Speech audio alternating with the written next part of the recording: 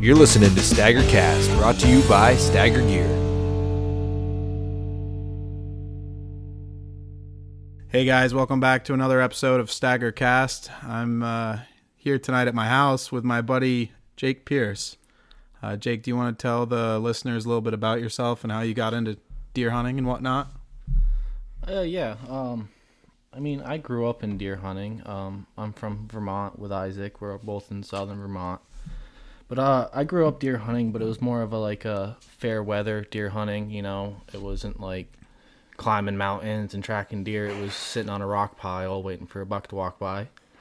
So probably within the last 3 years, I just moved back from Colorado, and I started taking it more seriously. And we've been doing a little bit of hunting together the last few years. I actually started working for his dad's plumbing business, and that's kind of where we hit it off. And Jake, you actually were there the day I killed my buck in New Hampshire a couple years ago. You ended up filming for that. Yeah, So I was on the other ridge. You called me and said, "Get here." I got there, and I put the camera on my head, and we filmed. Yeah, you got there pretty quick too. It must have been 4 mile gap, probably 3-4 mile gap, something like that. Probably 3. Yeah. 3 miles, and you were there pretty fast. But it was 3 miles up a ravine, down a ravine, Yep. up a different ravine. But it was steep. But And one thing to note about Jake is he's about 6'2", 6'2", long-legged boy. He can move pretty good. So 6'5" arm span or whatever you call it. Yep. So Lanky. you've just recently kind of gotten into deer hunting a little more seriously. Yeah. And I think you're going to bring a cool perspective to the podcast, because normally we've got guys that are full blown established deer hunters. Yeah. And you're still like I am as well, finding our way and learning. But you want to talk a little bit about, you just had some success over in New Hampshire. Yeah. I shot a smaller buck over in New Hampshire opening weekend. We were at work opening day, so we had to wait till the first Saturday. I just started bow hunting 3 years ago with Izaak. He's the one who got me into it. He made me get a saddle and some sticks and a bow, and we just went hiking mountains looking for sign. And yeah, that's kind of what I did on open weekend in New Hampshire. I got everything ready. I went over to New Hampshire. I left the house about 4:30. And pause. Let me just add something real quick. You had never bow hunted New Hampshire before, correct? yeah. So you were just going on a whim. Yeah, I've never been in that chunk of woods. I just looked at onyx, saw something I kind of liked, and I was going to go try it. And if I didn't like it, I was going to go on to a different piece. Yeah, and I think that's a really important part of the story, is that you went. Yeah. That's the big thing for, I think, people that are new at it, is they overthink it too much, and they're like, oh, I don't have a spot, I don't want to buy the tags, I don't want to, but you just made the leap of, yeah, I'm going to buy my tags, I'm going to go by myself and do some deer hunting. Yeah, so, I told my fiance the night before, I was like, you better get my butt up, because usually I struggle. It's like my days off from work, so I like to sleep, but I have a fire under my butt this year, so yep. Yeah, we wanted to. I really wanted to go over, so that was just the plan. Yep. So wake up and go. So basically, that morning you got up early, yeah, and you drove over there. Do you want to take the story?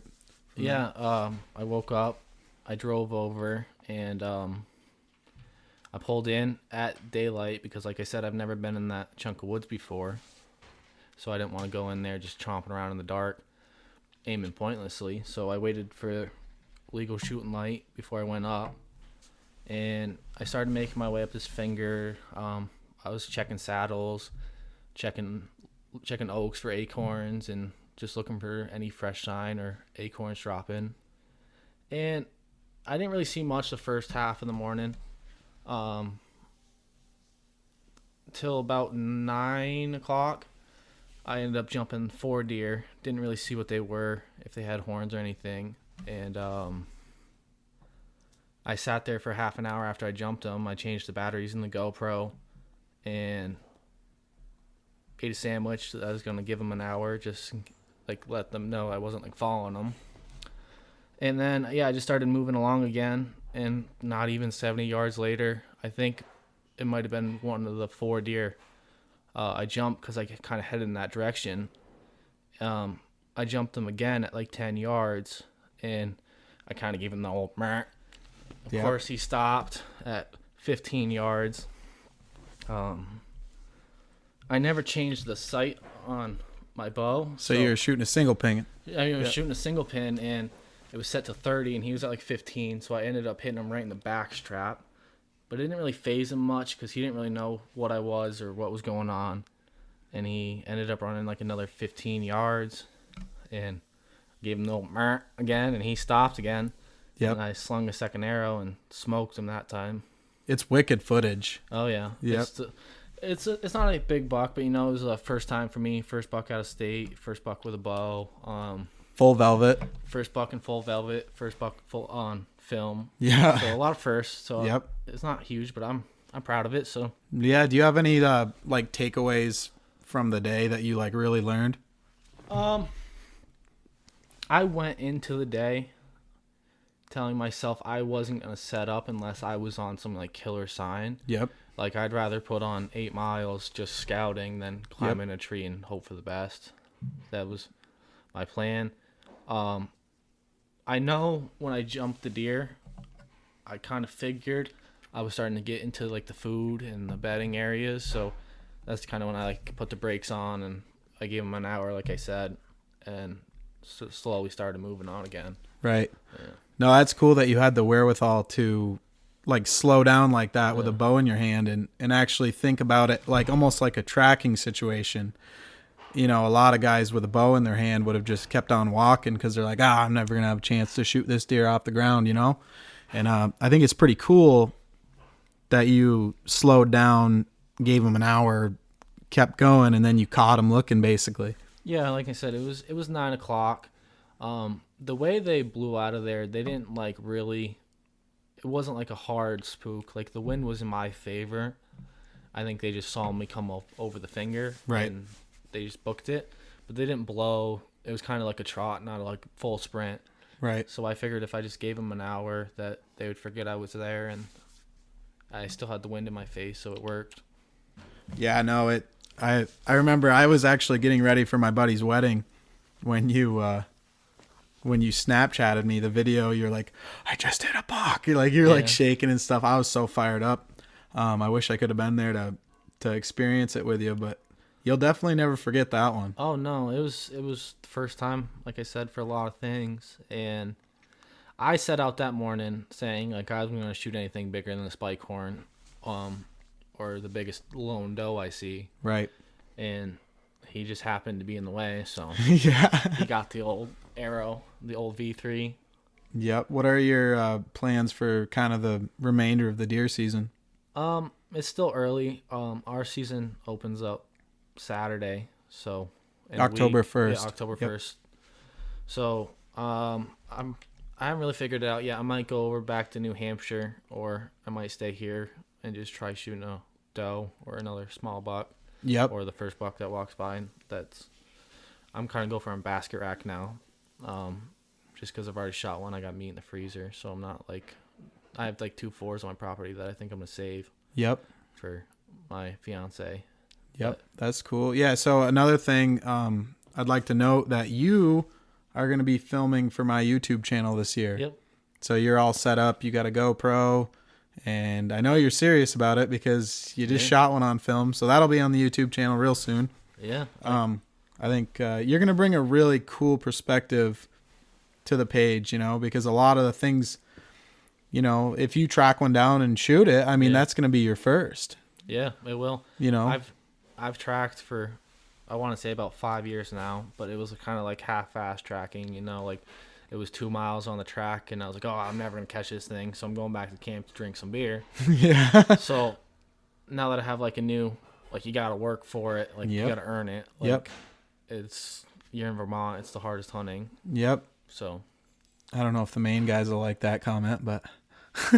I can tell you, I've hunted Maine for 7 years now, and you can cross a lot more 200-pound tracks up there than you can here. That's true. And it's pretty flat there. That's true. Up where we would go, yeah. Yeah. Yep. Not all Maine, but yeah. You want to talk some about your experiences in Maine?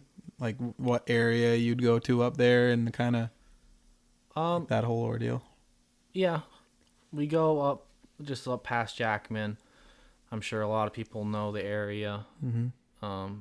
We've been going up there for me, 7 years, and a couple of guys we've been with like 15 years. They've been going up there. Yep. And we just started going up there because our neighbors went up there, so we went up with them.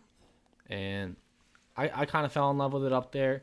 It's hard hunting. I'm not saying it's easier than in Vermont because I've still never shot a buck up there. Yep. But I've had a lot more opportunities there than I have here.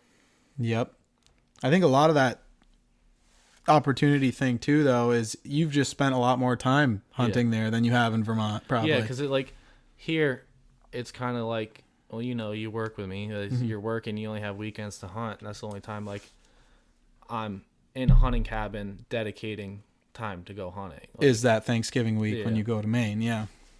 So you're true there. Yeah, so you start putting in more time being that serious around here, and I'm sure the opportunities are going to come, especially after the New Hampshire buck you just shot. That just probably instilled a lot of confidence in you, didn't it? Yeah. Yeah, I mean, Yeah, wicked. You can do it.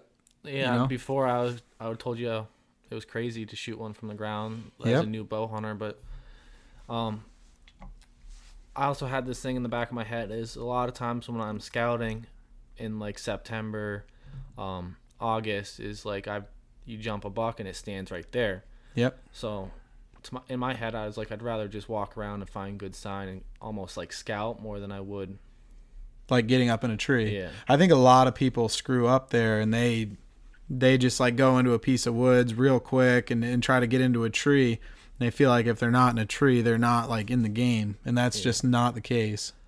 Yeah. I was listening to this one guy talking one time, and he was saying he won't get up in a tree unless he's 100% certain that that's the freshest sign he can find. Yep. And that kind of stuck with me. I was why are you sitting somewhere that you're just gonna twiddle your thumbs and hope for a deer? You might as well sit in a spot there's a deer gonna show up here, Right. You want to be confident in your spot if you're gonna dedicate time. Yeah. Yep. No, that's smart, man. You keep doing that, you're gonna be on a lot of bucks. Yeah. But so we can transition a little bit into, so what other things do you like to do in the outdoors, other kind of hunting?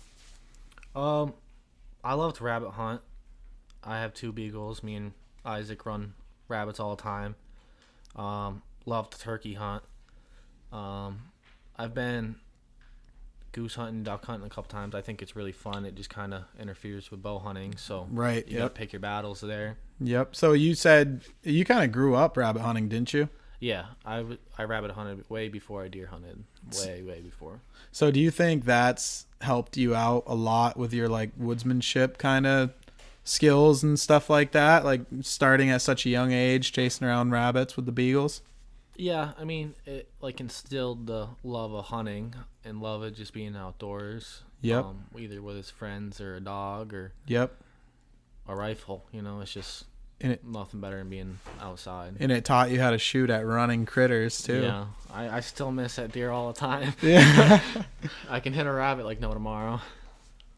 No, I think that's cool. I kind of grew up rabbit hunting too with one of my buddies, and we had actually gone together when we were real young. Yeah, I remember killed the dog.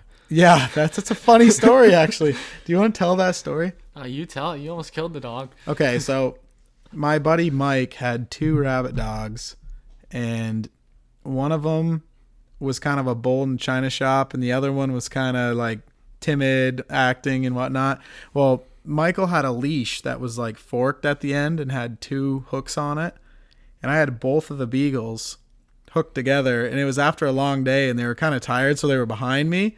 And I'm walking along. Well, I look back after a few minutes, and Sadie, the kind of timid dog, was dragging behind Pip. Yeah. And I'm what the heck's going on? Well, I guess Sadie had kind of laid down or tried to lay down, and Pip just started pulling her, dragging her. And literally the dog was it was dead. Yeah. Like we listened to her chest, no heartbeat. She wasn't breathing. She was not breathing. I don't mean that Izaak almost killed the dog. I like saying he did just because it's funny. But no, like the other dog was just pulling it. Yeah. She was done for the day. Yep, so the dog was dead, and I started doing chest compressions and breathing in the dog's nose, and the dog came back to life. Yeah. Yep. We had to call out his dad, and he was not happy. Yep. Probably the last time we rabbit hunted together. The dog lived. Yeah. The dog lived. Oh, yeah, she still ran rabbits Still- hard after that. Yep, she did. It was She just, just took a little nap. yeah. Yeah. Yeah, I guess so. Yeah, that's funny. I mean, I think like woodsmanship in general, I think a lot of guys want to get into hunting later in life, and that's cool. I think it's great, but it takes a lot longer for them to kind of get those woodsmanship skills, like you or I or people that started hunting when they were like 6 or 7, Yeah. even being just rabbits. You learn to just observe or, be aware of your surroundings in the woods. Yeah, no, for sure. Like I said, I was kind of a fair weather deer hunter. My dad loved rabbit hunting and squirrel hunting, so I did a bunch of that growing up. But it was more like deer season came around. It's like you sat in a rock pile for the weekend. You just hope for the best. Right. And, I mean, my grandfather's killed a lot of big deer that way, but I just can't. I've never been the one to sit still. I can't do it. Yeah, no, man, you got all the recipes to be, a good deer hunter. You like to move around. It's in this area. You like to move around. You can do 10 miles a day. You're curious. That's a big thing. Yeah. Well, it's just like, I think the day it kind of all like clicked for me is Izaak took me bow hunting for like the first time, and he was dragging me up. I won't name the mountain, but he was dragging me up this mountain, and we're like halfway up, and I was like, man, it seems like a pretty good spot. And Isaac's like, nope, got to keep going. We passed another spot. I'm like, once again, this looks like a great spot. He's like, nope, got to keep going. And then we finally came into some scrapes and hookings, and it just looked like a deer or two were living there, bachelor bucks, whatever. And we set up there, and next thing you know, and probably half an hour later, here comes a little forky 4-pointer. And I was like, holy crap, this is my first time bow hunting. This is kind of cool. Next thing you know, he was what, 90 yards? Yeah, he was ways, yeah. 90 yards, and he started hooking a tree and making a scrape, and it was the first time I've ever seen that. And it was just kind of cool. And I was like, all right, so maybe that's kind of where I like get the sign from. I like looking for the sign, not just setting up where I would have used to set up. Right, yeah, no, just knowing to push further and to not be satisfied with a spot until you're truly confident in it.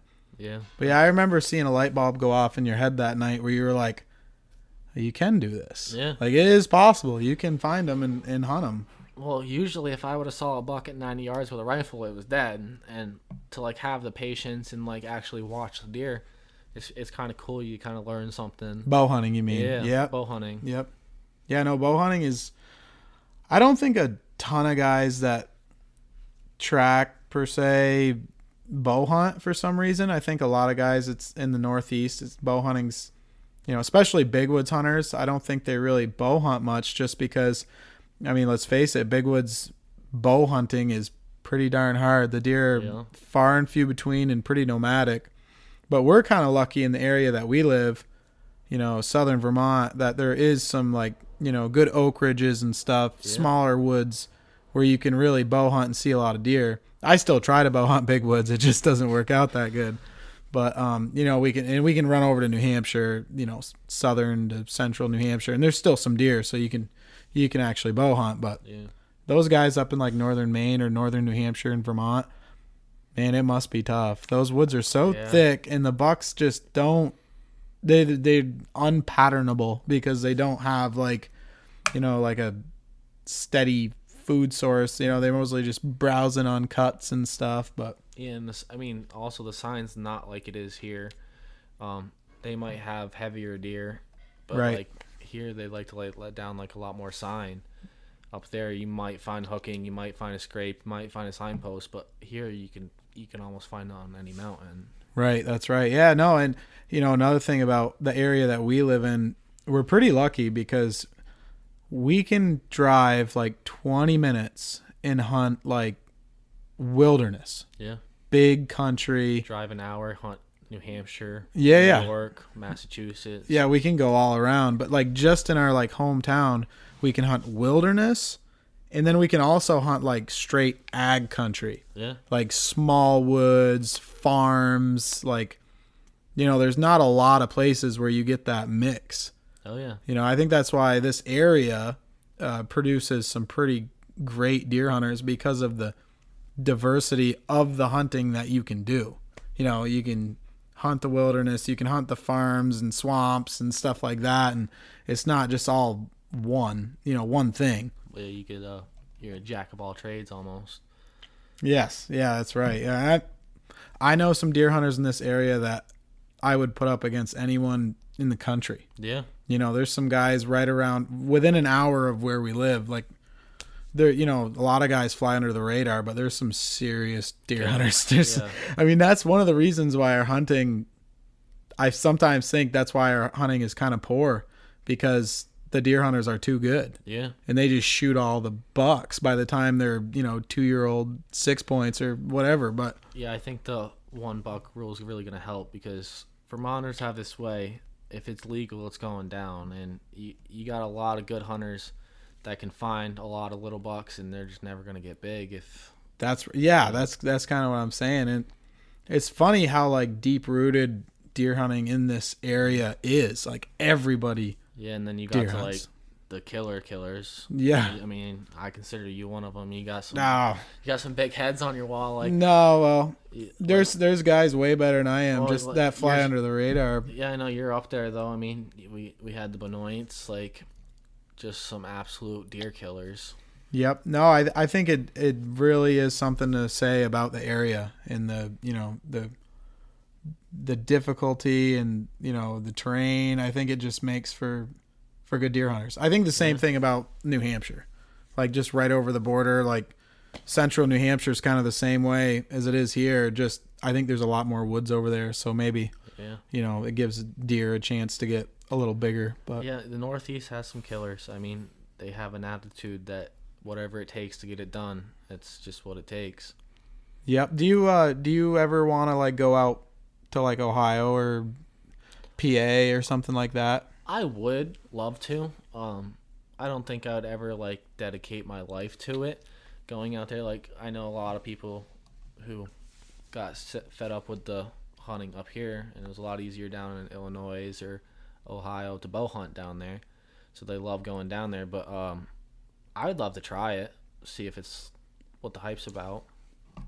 But then again, there's nothing like hunting Vermont to me. It's just No, that's it's cool. your hometown. Yeah, it's funny how a lot of Vermonters are like that. They're like, yeah, I'll go out west, but I still want to hunt in this area. There's very few guys that I've met that have like just written off Vermont. It's something about being your home state and like really being proud of when you shoot a buck, because you know how hard it is. Yeah.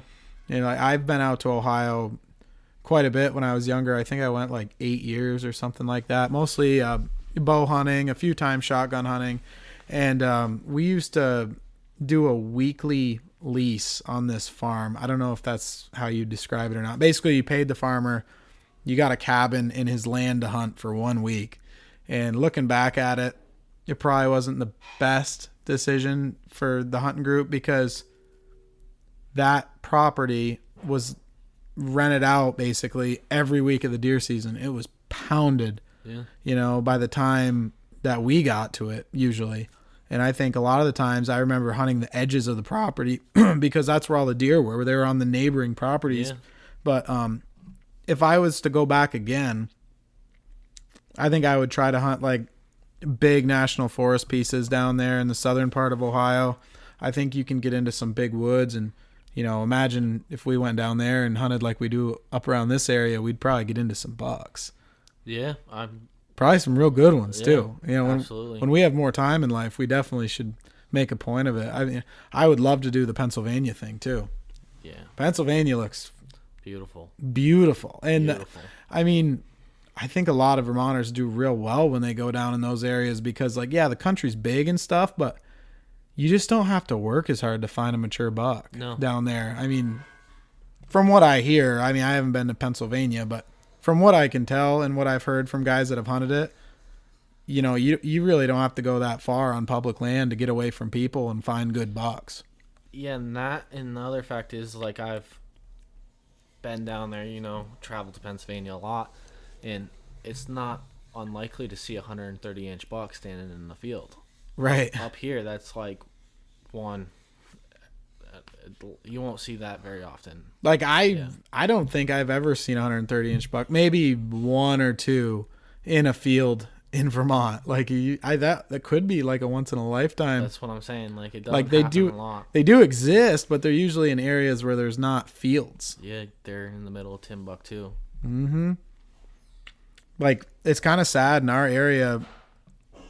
I think a lot of big bucks get shot illegally. Oh, and I've said this multiple times. Vermont doesn't have big deer for 3 reasons. We don't have the food, too many poachers, and there's a third reason, but I don't really remember what it was.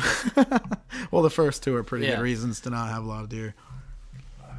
I think the one buck rule, though, is definitely going to help out a lot. Yeah. I mean, even just in our hometown, we've seen a lot more bucks, because usually if a guy in Vermont is shooting one buck, there's a good chance he's a guy that's going to shoot two.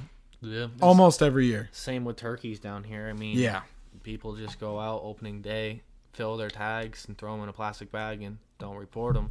Yeah. And people want to wonder why the turkey hunting's going downhill. It's just like, shooting them all. You can't. If you take 4 toms out of a woods and there's only 7, what do you expect? There's not much left, Yep. No, I totally agree.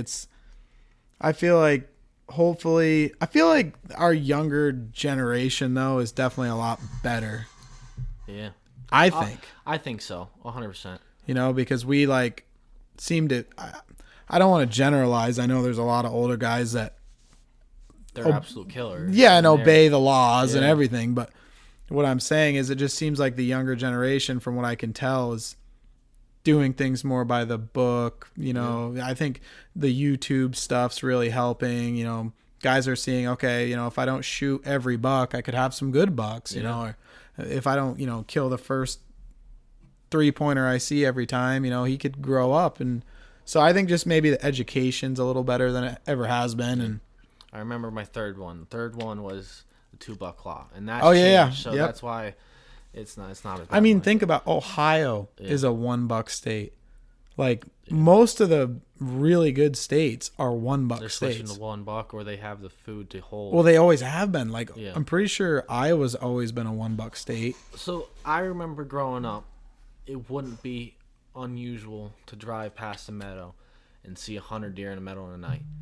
But the last time I was talking to a game warden, they said they switched it to the whole 1-buck law because, in the 3 does, is because they were finding deers starving in yards. They didn't have the food to hold them, so it's like, why let them suffer? You might as well just keep enough to have a healthy population. Right. So, yeah. Yeah, I mean, I'd say we definitely have a healthier population now.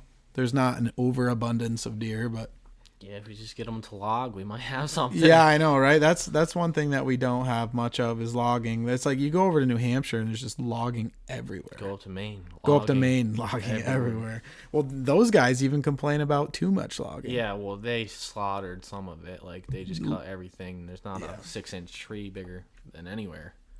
And the deer need that diversity. Absolutely. They need the little bit of this, little bit of that, and that's what creates the edge. And where we hunt up in northern Maine, I know of, I think, 6 oak trees. That's it. Yeah, there's not a lot of acorns up there, huh? No. I don't even think the deers eat them, because they're just they can't rely on it. They might try it as a snack, but there's only 6 on this ridge. Yep. Everywhere else I hunted, I haven't found one. No kidding. I wonder if there was some up there back in the day and they cut them all, or... Mark used to say that when he hunted up there in, I think it was the 70s, they used to have them on Camp Road. There was oaks? Yeah. So they cut them all? Yeah, they slaughtered that whole northern. If you find... There's a lot of 6-inch trees up there. You don't find much bigger than 6 to 8-inch trees. Now, from what I can tell, it seems like the deer hunting was the best up there kind of when they had cut half of it off. Yeah.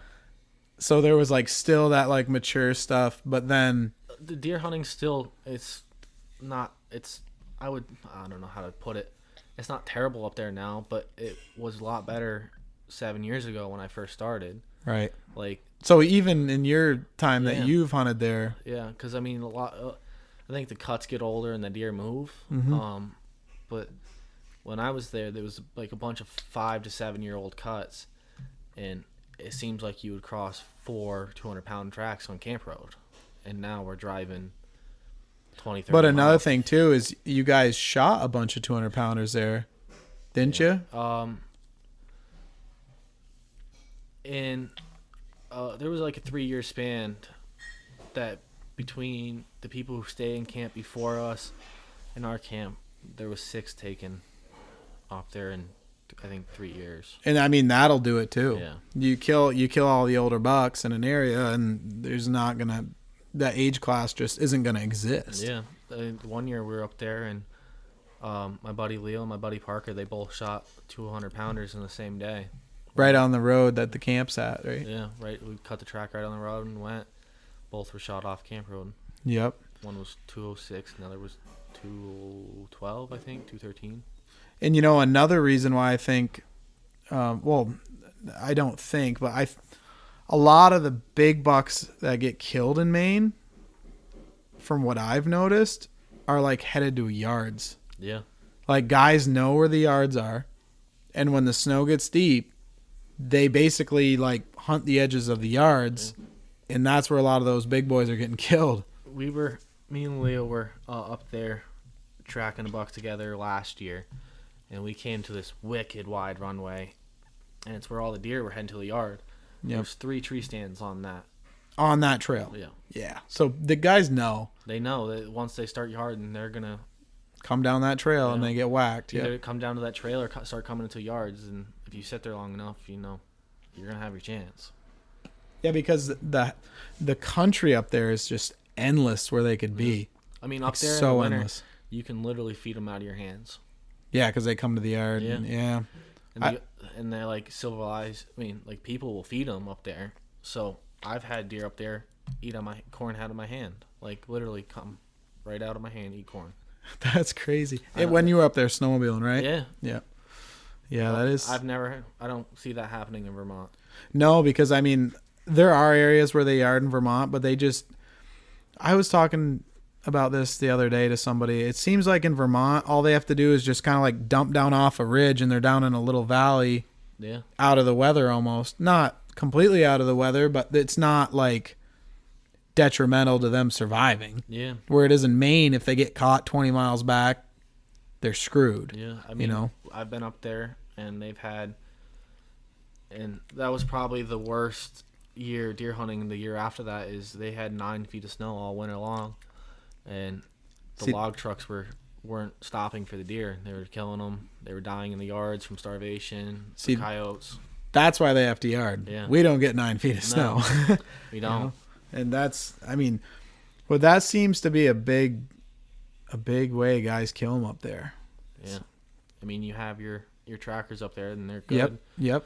And then you have the people who, like we have here, they sit on a rock every day until that buck walks by, and they get it. Have you noticed up in that area that you guys hunt in northern Maine, the racks don't really get huge, it seems like. No, not. I think the biggest one I've seen come out of there was like 139. Is that what Leo's was? Yeah, yep. 'Cause I don't even remember. 139 inches. Yeah. Yeah. But yeah, it doesn't seem like they get like those big giant racks up there. They'll grow them every once in a while. But they're mostly just big body, like 110 200. inch, 8 I've points. seen 280 get reported, 260s. 7 years ago, the first year I was up there, they had, I want to say 56 deer reported, Yep. and their average weight was 206. Wow. Yeah. That's a good year, huh? Yeah. And then some years they have good winners, and some years they have bad winners. It is what it is. Yeah. Do you think you're going to go back up this year? I think so. You are? Yeah. Go back up. Are you going to go for the rifle or the muzzleloader? I don't know yet. I've come close so many times up there. I just need to seal the deal. I think I'm feeling this year. It's got to be this year. You seem confident. Yeah, it's gonna be this year. You know the thing up there though is you just need the snow. Yeah, It's I probably won't go up if it's no snow. dude, it is tough up there with no snow. I mean, you can do it. Don't get me wrong. And if you had like 6 weeks, I guess, like or 5 weeks or however long their season is it 6 weeks?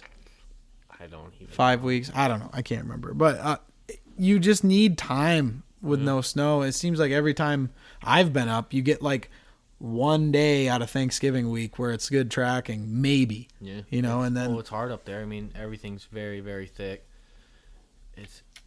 It's hard up there with no snow. And you can't pattern them. No. I've seen very, very little buck sign up there. Yeah. You know, I found a couple good signposts and stuff, but you don't see the like trees tore up all over the place. That's what I'm saying. That's where when we were talking about bow hunting, I don't know how they do it up there with no sign. I mean, I guess sit on a clear cut and hope they come close enough because that's what their main food is. I could see maybe cut. bow hunting on a signpost. Yeah. But man, you'd sit there a long time and see nothing. Early season, you'd be lucky if they're coming to it. Yeah. Like November 1st, you might be lucky. Yeah, so I've seen on the signposts that I've run cameras on, it seems like that early November, late October time period. You could probably bow hunt a good signpost. Oh, 100%, yeah. But it would definitely suck because you'd sit there for like days and not see anything. Main up there is you'll see more moose than you see deer. There is so many moose up there. The first year when I went up, I saw 2 deer and I saw about 12 moose. Moose are so dumb. Yeah, they're stupid. They're so dumb. You could literally shoot them in the paddle and they would just stare at you and be like, what happened? Yeah, no idea. Yep. Well, yeah, I swear, unless they get spookier during moose season, I don't see how moose hunting could be that challenging. Because I've walked up on more big bulls, deer hunting, where they literally look at you like, oh, what's this, you know, and then... Well, a lot of moose hunters up there, they just put on 150 miles on the roads until they see one 100 yards off. They'll get out of the truck. You can shoot from the road there. Yep. And they just shoot it because who wants to drag a moose through that crap? So they try getting it within 100 yards from the road. I wonder if you can pack out a moose in Maine. I would assume you can. That's a hard drag. I mean, you'd have to... You wouldn't be dragging it, I don't think. You'd have to get horses. Yeah. Yeah. So I would assume you could pack it out. I'm pretty excited about... I want to do some hunting over in the Adirondacks this year, and I'm going to hopefully be packing out a buck. Yeah. You know, I got a buddy who's kind of teaching me how to do it, and I think that's going to be nice peace of mind knowing, you know, if you're way out on some ridge, you know, miles and miles back, that, okay, if I shoot one, I'm not going to be totally screwed. I can pack them out and be out of here in the same day, you know? Absolutely. It's just your luck. You're going to shoot one 206 and 7 miles back. Yeah. Cavalry's not coming. If it's close to 200 pounds, I think I am going to try to get it out whole just because of the magical 200-pound number. But if I can just look at it and tell it's like 150, 160, pack it out. You shot in mass this year. Now thinking about it, I would have backpacked that out. You would have? Just to save the cape. Yeah, that's true. No, that's smart. I'm not that positive. Season, you don't have to worry about the horns falling off. That's true. Yep, you're right. But I'm not positive you're allowed to pack them out there. So you can report them online. You can report them on your line. You can cut them up the second you get home. Why can't you cut it up in the woods? I mean, you don't have to take it in anywhere. I know 2 years ago. Yeah, you're right. I just don't know if there's some like loophole law where they say you can't. But I know, like, I think it was 2 years ago, I shot a buck. And I reported it while I was still in the woods and started dragging it out. Like, I just reported it right on my phone and then started dragging. And if I saw another one, I was going to shoot it. Yeah. So, because you can shoot 2 down there. But it's the thing. It's like if it's already like reported, you don't have to take it to anybody. Why do you have to show anybody? Why can't you cut it up? No, you're right. You should be able to. If there's not a law saying you can't, I wouldn't imagine that. If there's not a law saying you can't, there's not a law saying you can. Right. Yep. Yeah, you're right. If that's the case, and I do some research, I'm definitely going to be packing bucks out in mass, because let me tell you, those ridges down there can be kind of gnarly. Yeah. And if you can pack them out, boy, woof. I know your New Hampshire buck was close, I'd have loved to backpack that one out. So I don't think you can No, I pack know them you out. can't, but I'm saying, like, that would have been... See, I thought he was over 200. I know, we did. Yeah, so... Is that clown foot, he was tricking Yeah, us. yeah, he Looked was like he weighed tricking us. 260 on the hoof. Yeah, no, he definitely had the biggest track I've probably ever seen size-wise. And he looked like a big deer. I think he was just short. Yeah, he was short. Just a short mountain He was buck. stocky, but he was short. Yep, missed it by 6 pounds or 5.5 pounds. But he also sat in the bed of my truck all night Yeah. because we couldn't get him out in time to a reporting station that night. So who knows? Maybe he lost a couple pounds. I don't know. Some people say, depending on the deer, it can lose 5 pounds. It could lose 8 pounds. You never know. Yeah, no, you never know. We'll never know. Never He know. wasn't 200. That's all that matters. You have to keep working for that patch. Yep, that's right. I know. And I've had tough luck in Maine as well as you. I missed one in 2019. I didn't go back in 2020, but last fall I caught, on the last day I caught one bedded. I was tracking and all I could see was his ass end and he was covered in snow and it was a real big buck, but I just couldn't see his head. And when I was trying to get a look at his head, he winded me. And as soon as he winded me, he ran like 100 yards and started walking again. I gave him time, whatnot. And that buck would walk with the wind at his back, like down in the bogs for the rest of the day.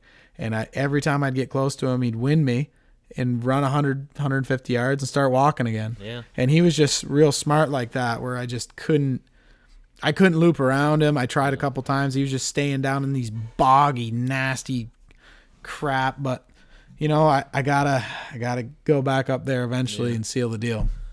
Yeah, I've learned up there it's hard hunting. The deer are smart because 95% of the deer you track have been tracked before. Yep. They know they do these things. I found a lot of deer will pull a J hook on you. Yep. Before they bed. Yep. I found a lot of deer that I've jumped. They'll do a big loop and then go wait for you where you started them. Yep. You never know what they're gonna do, so it's hard to predict what they're gonna do. But they've definitely played the game before. Yes. Yep. That's why I'm kind of excited about the Adirondacks, because a part of me thinks the size of the country over there, like you can get into some serious wilderness areas. You get back 4, 5, 6 miles, you get on a good buck track. He might not have ever been chased around before by a person. You might really get into something special, but Yeah. How are those e-bikes going to snow? they go rode pretty one? good. I've never ridden one, but I don't know if you can use an e-bike in the Adirondacks. I'm not sure because it's all hiking trails. Yeah. It's not like logging roads and stuff like Vermont, New Hampshire. Because I know like Vermont, New Hampshire, you can take bikes on like old wood roads legally.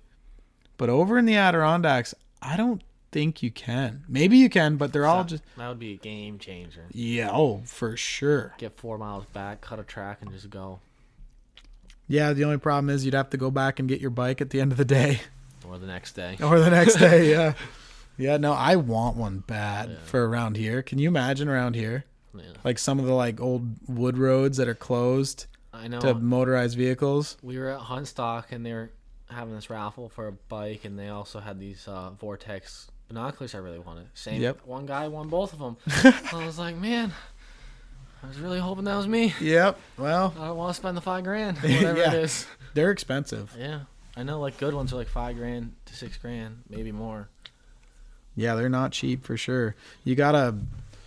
I guess I just haven't justified the buying one yet, just because I love to hike and I think it keeps me in shape too. I can see myself starting to get a little lazier if I have one of those bikes, because a lot of these areas that I'm hunting, you could get way back in on a bike. Oh yeah. It'd save you a lot of time, man. For scouting and stuff, I'm like talking myself into it right now. Yeah. But and especially like where I was hunting up in New Hampshire, it was a bunch of hiking trails and biking trails. And you think it's the worst thing in the world. This guy's going through the woods on his bike with a bell and a dog. And it's like, come on, man, really? But at the end of the day, they see that every day. They're not really worried about that. it's true. So Yeah. if you find a place like that, Yep. cruise on. You could probably pull up right on them. Probably. I wonder if it's legal to shoot off a bike. Is that a gray area law? I think it's just motor vehicle. Maybe. Just rolling through the woods on a bike. I mean, it's a bike. You just open your legs and it drops. You're good. You're off of it. True. Yeah. But I doubt you could ride with a gun loaded. That's probably your gray area. Yeah, probably. I don't know any of those laws really. It's funny.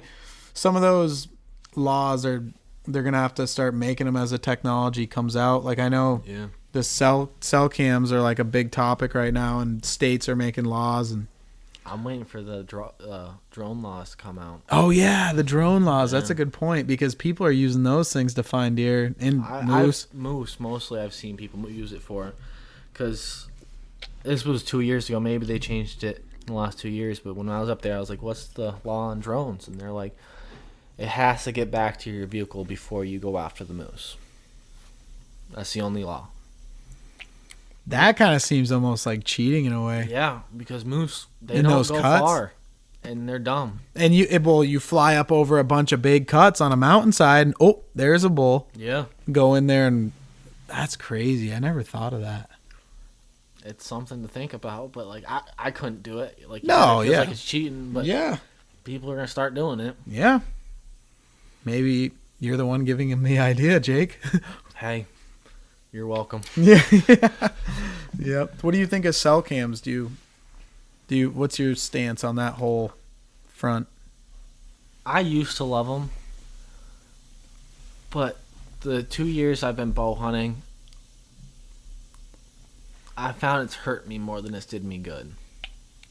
Why so? Because sometimes in the back of your head, you're like, okay, well, I'm going to hunt here. And last minute, you're like, okay, I worked a little late. I can't hunt here. Boom, cell camera goes off where you're going to hunt. It mentally gets to you. Oh, yeah. It mentally, and like you say it all the time, confidence is everything. Oh, yeah. And if you're just having a crappy season, you're just thinking about sitting at a stand, and then next thing you know, you can't sit there because you're at work, and then here comes the buck. It really rags on you. And Yeah. then Like drives you crazy. Yeah. Because I remember last year, you offered, you're like, you want to go mass with us? I was like, fuck that. I'm done hunting. Sorry. Didn't mean to swear. Like, I'm done hunting. I can't take anymore. I missed a buck in Maine. I passed a couple in bow seasons that you're starting to regret that you passed. Yep. It really rags on you. Yep. And you were just done at that point. Yeah, I was done. Mentally done. Mm-hmm. And a lot of who says that's all like cell cameras, but it happened to me 3 times last year where I'm like, I'm hunting this stand. Something came up, couldn't do it. So I was like, all right, I don't have the hour to get there now, so I'm just going to go hunt this spot. Yep. You settle. Yep. Next thing you know, ba-dink. Yep. You're ready to smash your phone and smash the camera. And Oh, you're just yeah. like, done. Yep. No, I hear you. It is very frustrating. I just love it when I'm, under a sink working on a leaky faucet or something, and then all of a sudden I get a bzz in my pocket. Yeah. I go to reach my phone. I look, and there's a big old racker right in the area that I would have been if I wasn't working. And it's Then like, you go Saturday, and he's nowhere to be found. oh, yeah, man. That happens all the time. Or, I just... Where I think it screws a lot of guys is they'll get a picture of a buck during the week, and then they're like, oh, okay, like he's there, whatever. And he's not. Well, that's the thing. They go there that weekend, buck's nowhere to be found because they're cruising that time of year, usually looking for those, like rifle season. And what if the camera goes off and there's a buck on the camera and you're not there, you're too late. Because chances are he's just cruising through. He's looking for the next hot doe. It's really hard to pattern. That's another place it really hurt me because it's really hard to pattern a deer in Vermont. Right. Early season, sure, you can do it. But once you start hitting October 1st, they're kind of separating. The velvet's off. Their mind's switched. And they're harder to pattern. Oh, yeah. Not saying it can't be done. Right. But they're harder to pattern. And you get that picture and you're like, yeah, I'm going there, right? Yep. It's gonna be there. He's gonna walk by my stand. That deer doesn't walk by until rifle season. Yep. When you're somewhere else, like you just right. And when you're during the week, you get the picture of that buck, and you go to the spot where you got the picture of the buck because in your head you're like, oh, he's got to be there. I just got a picture of him. Instead of going over to that ridge that you really like the looks of, you know, that's where you would have went if you didn't get the picture. And if you would have went to that ridge, chances are he was probably going to be over there because he was. And I've also found cell cameras make me lazier. They do. The first year I ran game cameras, I had all SD cards. I was walking a couple miles back, setting the game camera, walking a couple miles, checking the card. Yep. To maybe find this racker, maybe get disappointed. You never knew. That was like part of it. But now just sitting on your couch, getting, nothing's here. Getting pictures, yeah. It plays with you mentally, and it's like, I enjoy walking out 2 miles and checking the card. It's exciting. Waiting for that anticipation. Yep. Am I going to move this camera? Is there going to be a 160-inch buck on this camera? Like, what's out here, right? Yep. And cell cameras, like, yeah, you get right on the time data, but I don't walk as much. I'm not as good shape for tracking, you know. Right, and it hurts your confidence. Yeah. Because you know what? This time of year, you could not get a buck. So let's say we find like a really good scrape, you know. You put a cell camera on that really good scrape, and let's say it's October 23rd. It's a Saturday. Yeah. Where are you going to go? You going to go to that spot where you've had a cell camera on since September 1st and not had a single big buck on it? Or are you going to go to the place where you've had a couple big buck on it? Well, guess what? You go to that place where you had a couple big buck on it, nothing shows. And that scrape, you know, that it's October 23rd, stuff is happening that time of year. There hasn't been a big buck there yet, but he's going to be there that night. And you're not going to be there because your confidence level is in the toilet. Yeah. Because you haven't got any game camera pictures of the dang thing. I'd rather carry my saddle out 2 miles to check a card than... Yep. And then you're there. Well, and you can hunt it. You're there, and if you don't like it, then, it's not here. It's 20 yards over there. Right. That's why I'm not getting pictures. Like, they're just walking behind the camera. They're doing that. Right. Move your camera, hang, or... Or he just hasn't been there yet. Yeah. That's the thing. You have to be there when they come through.